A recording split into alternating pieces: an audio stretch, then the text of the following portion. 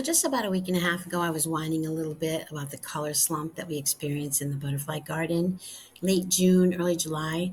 But I'm happy to show you things that are popping up with a little bit of color now. In the front here was a large grouping of yellow evening primroses that basically bloomed all of the month of June but have gone by now. I gave a few to a friend, so it uncovered this dwarf coneflower echinacea that was hidden. But being low to the ground, the rabbits like to chew on it, but it still adds a little brightness to that area of the garden. When this panicle hydrangea starts to flower, it's a nice complement to the garden. It's a creamy white, so it looks nice next to the orange butterfly weed and the Shasta daisies. Right here is a clump of two different kinds of swamp milkweed. One was white ice ballet that usually is much larger, but it only was two stalks this year.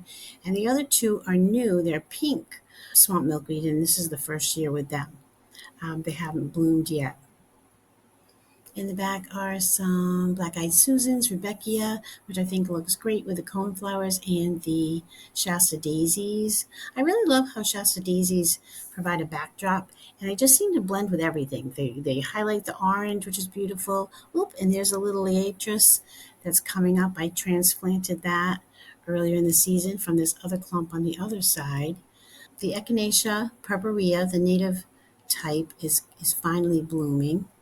And here is one of the dwarf butterfly bushes, kind of a fuchsia color. Um, when I planted it, it was smaller, so it has grown taller. I questioned whether I should move that a little bit, but in the beginning it was half that size, so the fuchsia looked cute in that corner. I still have wire baskets around, covering things to protect some things that are growing. This is John Creech sedum, and it is blooming, and they have pretty pink flowers. Again, here's some more baskets. I'm trying to grow some new cosmos because of these little cosmos that were a tiny bit of a pinching fail. I pinched them too soon, and they're miniature cosmos, where usually on this side of the garden, they're about 4 feet tall.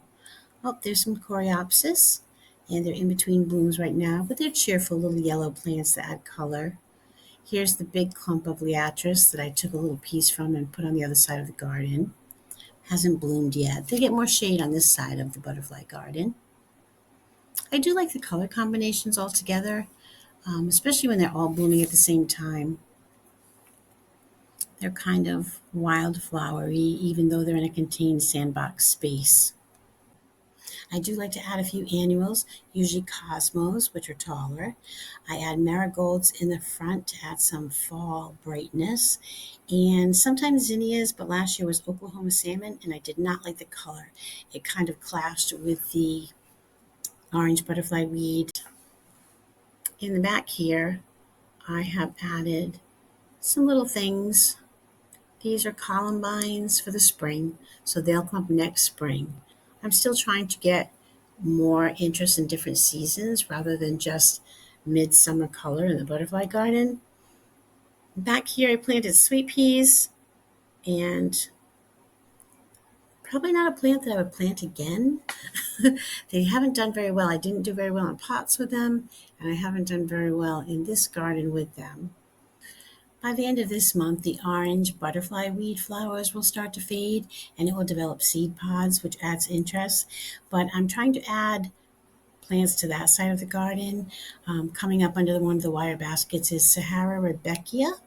And in the center of the garden, I have planted heleniums. So I'm hoping that that will be kind of late summer, early fall color for the garden.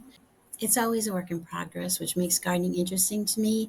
Try something new, experiment, have fun. Thanks for watching.